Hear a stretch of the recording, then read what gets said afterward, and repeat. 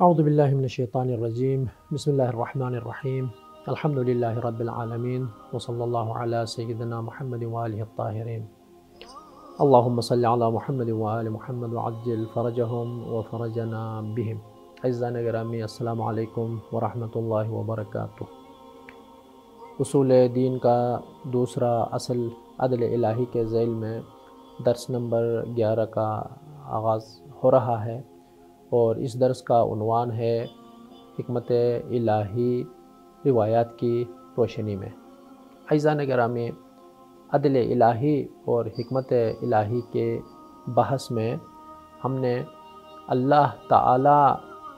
کی اس عظیم کتاب قرآن مجید میں آیات الہی کے اندر پوشیدہ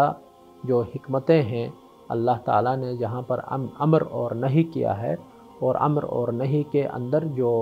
حکمتیں پوشیدہ ہیں ان کا ہم نے تذکرہ کیا۔ اور ہم نے گزشتہ درس میں یہ بھی کہا کہ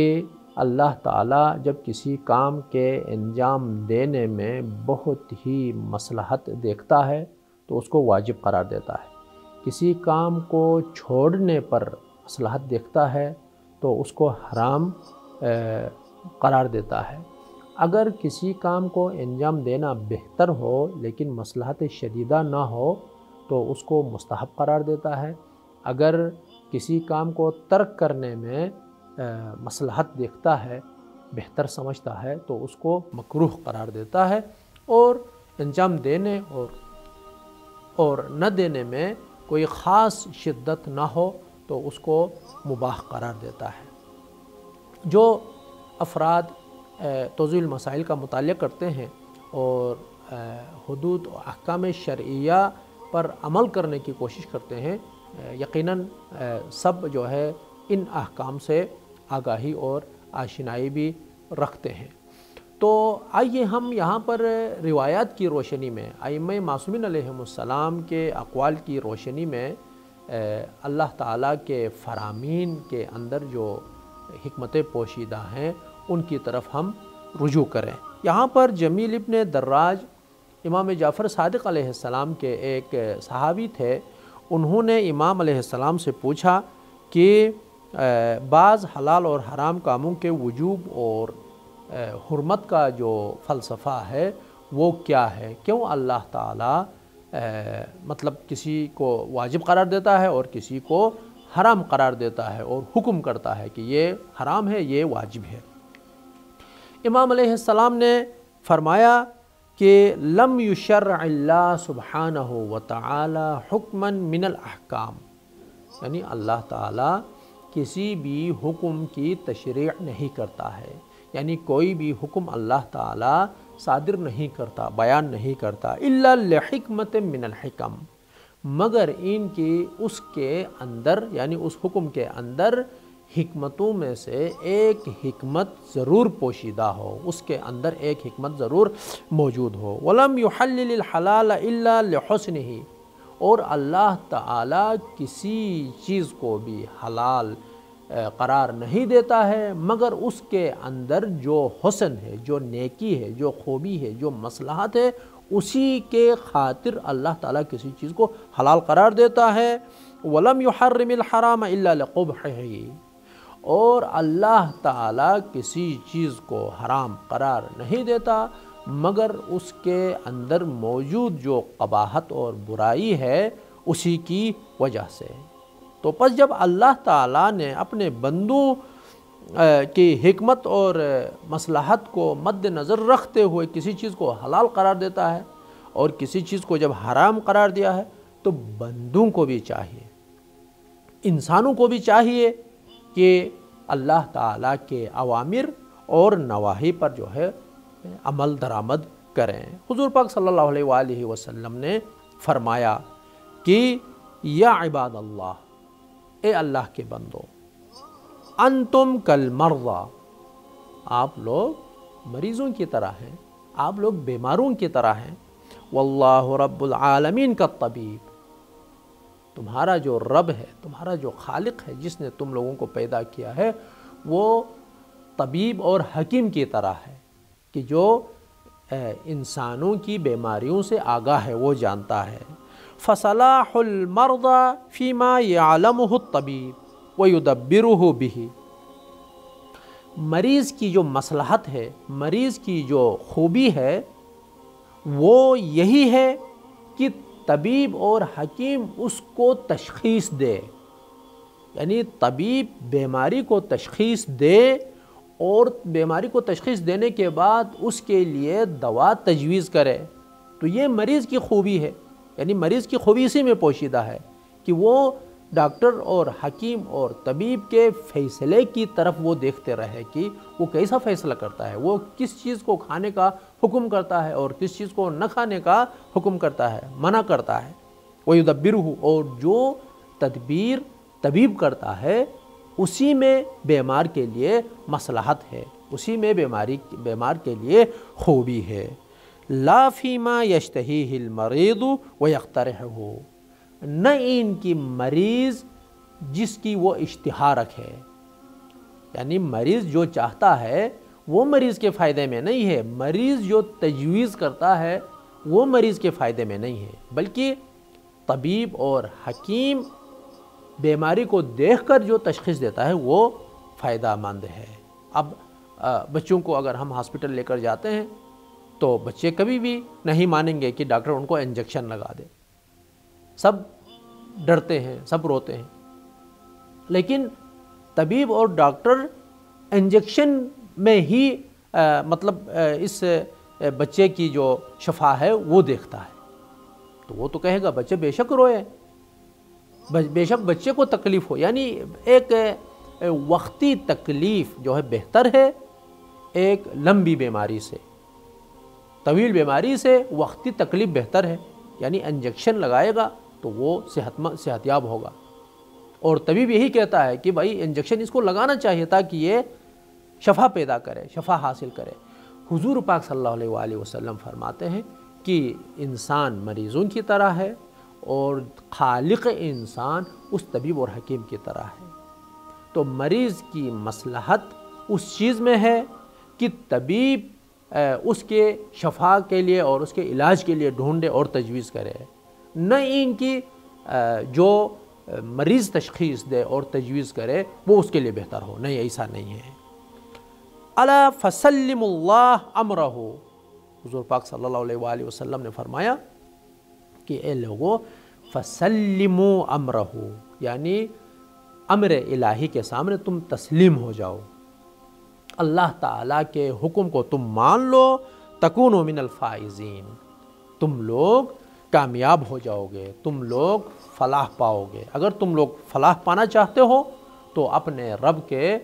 فرامین کی تعمیل کرو۔ یہاں پر امام علی علیہ السلام نے نہج البلاغہ میں حکمتوں کے اس حصے میں حکمت نمبر 252 میں بعض احکام کے اندر موجود حکمتوں کا تذکرہ کیا ہے، اور فرماتے ہیں کہ فرض اللہ ایمانا تطہیرا من الشرک، یعنی اللہ تعالیٰ نے بعض چیزوں کو کیوں واجب قرار دیا ہے، حکم دیا ہے بعض چیزوں کو انجام دینے کے لیے۔ مولا علیہ السلام ان کی حکمت بیان فرما رہے ہیں۔ فرض اللہ ایمانا تطہیرا من الشرک، اللہ تعالیٰ نے ایمان کو فرض قرار دیا ہے، واجب قرار دیا ہے، کیوں؟ تطہیرا من الشرک، چونکہ ایمان شرک سے پاک کرنے کا سبب بنتا ہے، یعنی شرک سے پاک کر لیتا ہے۔ وَالصَّلَاةَ تَنزِيهًا عَنِ الْكِبْرِ، اللہ تعالیٰ نے نماز کو فرض قرار دیا ہے، واجب قرار دیا ہے، کیوں؟ تنزیہاً عن الکبر، نماز کو غرور سے باز رکھنے کے لیے فرض کیا ہے۔ والزکاۃ تسبیباً للرزق، اللہ تعالیٰ نے زکوٰۃ کو رزق میں افزائش اور رزق کا وسیلہ بنا کر فرض کیا ہے، یعنی جو زکوٰۃ دے گا اللہ تعالیٰ اس کے رزق میں برکت عطا کرے گا۔ والصیام ابتلاء لاخلاص الخلق، اللہ تعالیٰ نے صیام اور روزے کو واجب قرار دیا ہے ابتلاء، یعنی لوگوں کو آزمانے کے لیے، لاخلاص الخلق، کہ وہ اخلاص کے حوالے سے آزمانے کے لیے روزے کو فرض قرار دیا ہے۔ والحج تقویۃ للدین، اللہ تعالیٰ نے حج کو واجب قرار دیا ہے، کیوں؟ یہ کہ حج دین کو مضبوط کر دیتا ہے، دین کے قوی ہونے کا سبب بنتا ہے۔ والجہاد عزا للاسلام، اللہ تعالیٰ نے جہاد کو فرض قرار دیا ہے، کیوں؟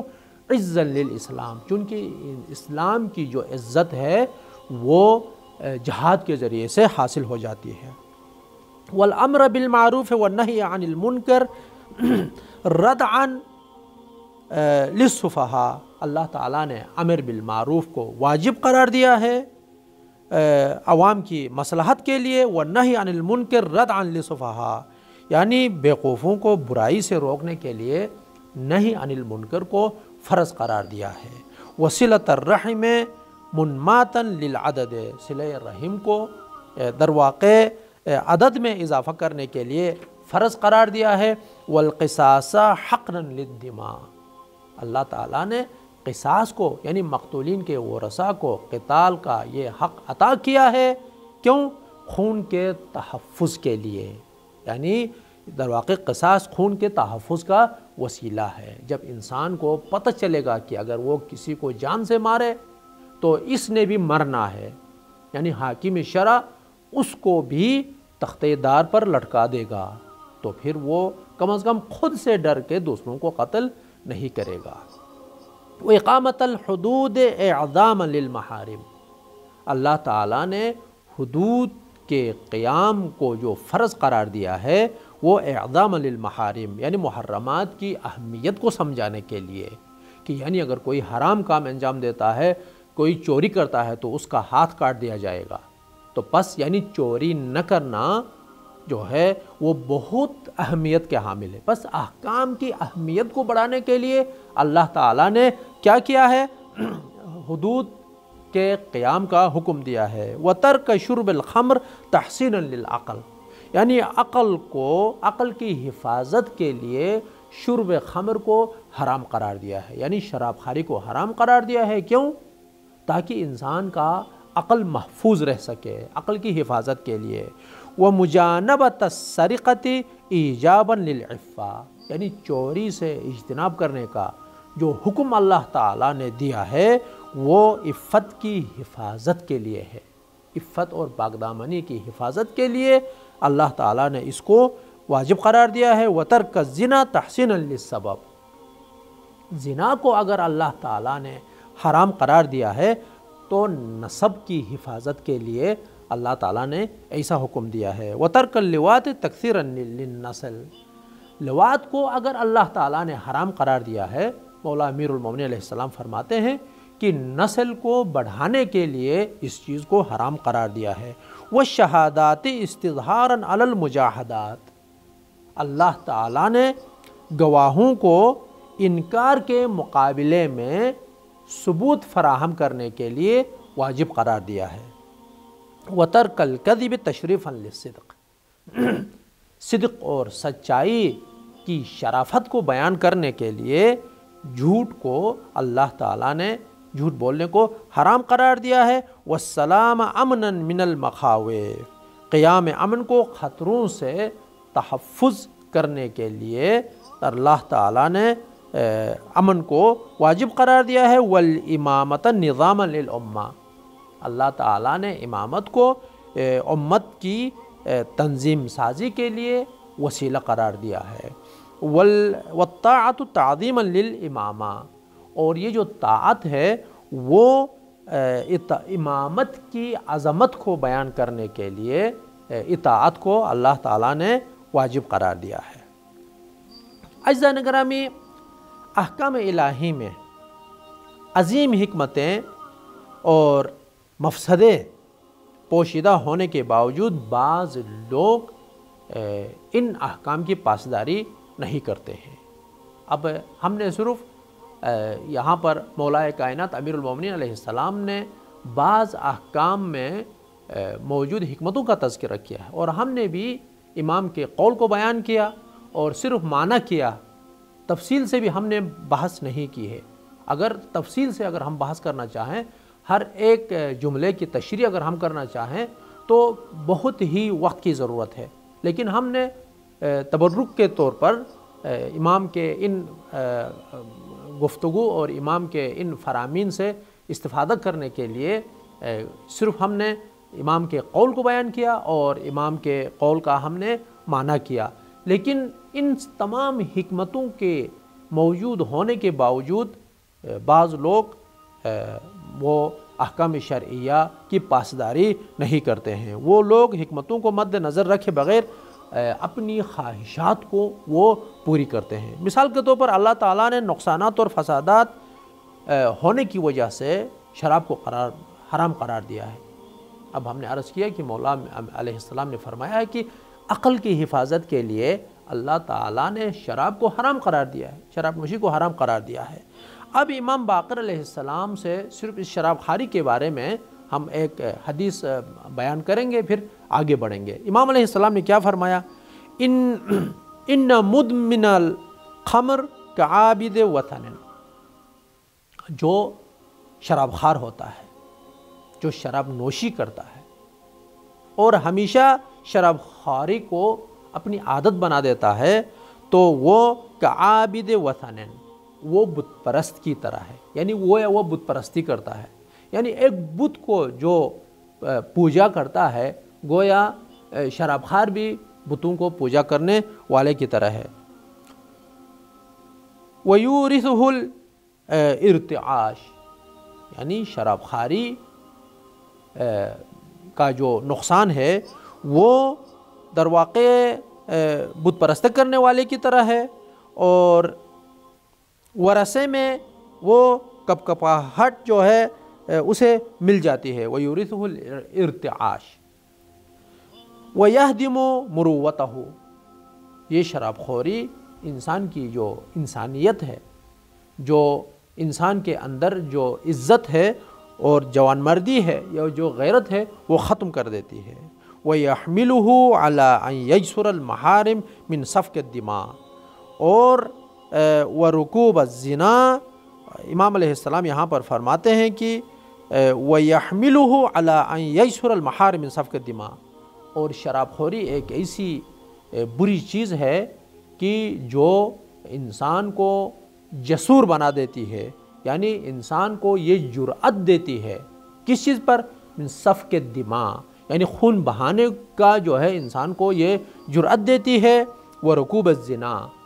اور زنا سے بھی وہ کوئی پرواہ نہیں کرتا ہے۔ ورکوب الزنا حتی لا یؤمن اذا سکر ان یذهب علی حرمہ وہو لا یعقل ذلک، اور یہ شراب خواری خون ریزی اور محارم کے ساتھ زنا کرنے پر مجبور کرتا ہے۔ حتی لا یؤمن، چونکہ وہ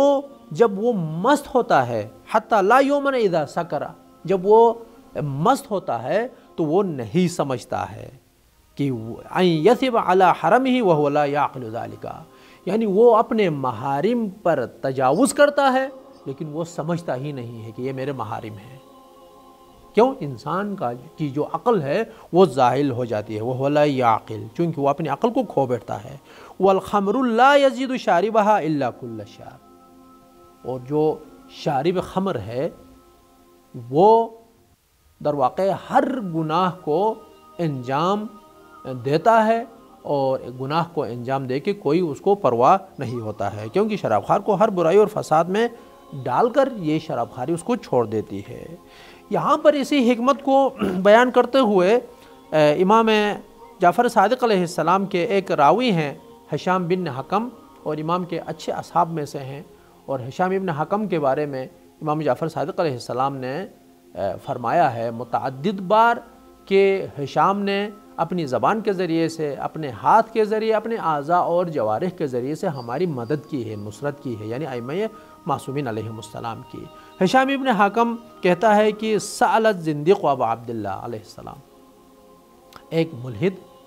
اور ایک کافر نے امام جعفر صادق علیہ السلام سے پوچھا، فقال لما حرم اللہ الخمر،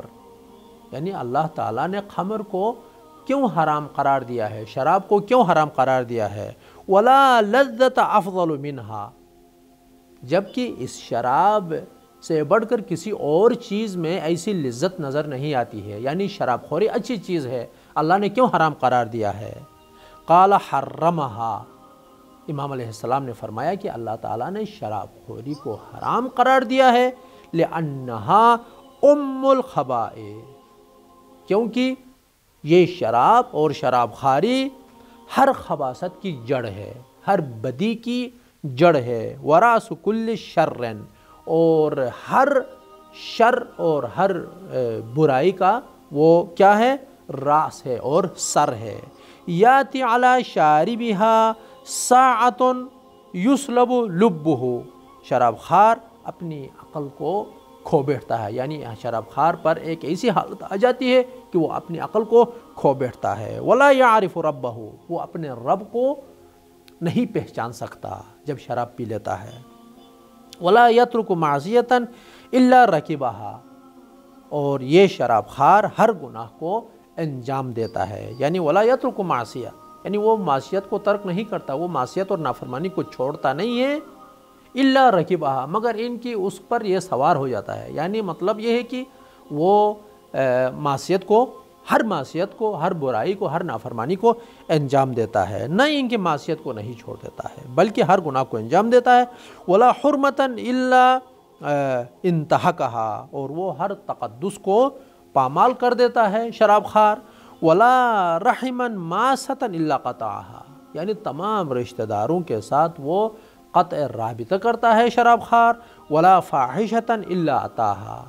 اور شراب خوار ہر فحاشی کو انجام دیتا ہے، یعنی کوئی ایسی فحش اور بری چیز، برائی نہیں ہے، فحاشی نہیں ہے، مگر ان کی وہ اس کام کو انجام دیتا ہے۔ والسکران زمامہ بید الشیطان، جو مست انسان ہوتا ہے اس کا جو لگام ہے وہ بید الشیطان، یعنی شیطان کے ہاتھ میں ہوتا ہے۔ ان امرہ ان یسجد الاوثان سجدہ، جب لگام شیطان کے ہاتھ میں ہوتا ہے اور شیطان جب حکم کرتا ہے کہ تم ان بتوں کی پرستش کرو، بتوں کے لیے سجدہ کرو، تو یہ مست انسان بتوں کے لیے وہ سجدہ کرتا ہے۔ وَيَنْقَادُ حَيْثُ مَا قَادَهُ، اور وہ مطیع اور فرمان بردار ہوتا ہے شیطان کا، اور شیطان جس طرح چلا لے وہ اس طرح چلتا ہے۔ تو ان سب احادیث خداوند متعال کے افعال اور حکمتوں کا جو اللہ تعالیٰ کے جو حکمتوں کا جو خزانہ ہے اللہ تعالیٰ کے احکام کے اندر، اہل بیت اطہار علیہم السلام کے فرامین کے اندر، اس کا وہ مطلب خزانہ انسان کے سامنے آ جاتا ہے۔ لیکن ہم نے ایک سوال یہ بھی کیا تھا کہ اب جب انسان عدل الہی کو اور حکمت الہی کو جان لیتا ہے، اللہ تعالیٰ کے بہت سارے ایسے اوصاف ہیں جس کو ہم نے شروع میں ذکر کیا کہ اللہ تعالیٰ رحمان ہے، رحیم ہے، ملک ہے، مالک ہے، قدوس ہے، عزیز ہے، جبار ہے، متکبر ہے، مومن ہے، اور معز ہے، علیم ہے، سعیم ہے، حکیم ہے، عادل ہے، خبیر اور دانا ہے، شہید ہے، گواہ ہے، حفیظ ہے، حفاظت کرنے والا، اور ہر چیز پر توانا اور قدرت رکھتا ہے۔ اتنے سارے جو اوصاف اللہ تعالیٰ کی میں پائے جاتے ہیں، اور ایسا باکمال مالک اور ایسا باکمال بادشاہ جب حکم کرتا ہے کہ کچھ امور کو ہم انجام دیں، اور کچھ امور کو انجام دینے سے جب منع کرتا ہے، تو اور ان چیزوں کو ہم جانتے ہیں، ان چیزوں کو جب ہم دیکھتے ہیں،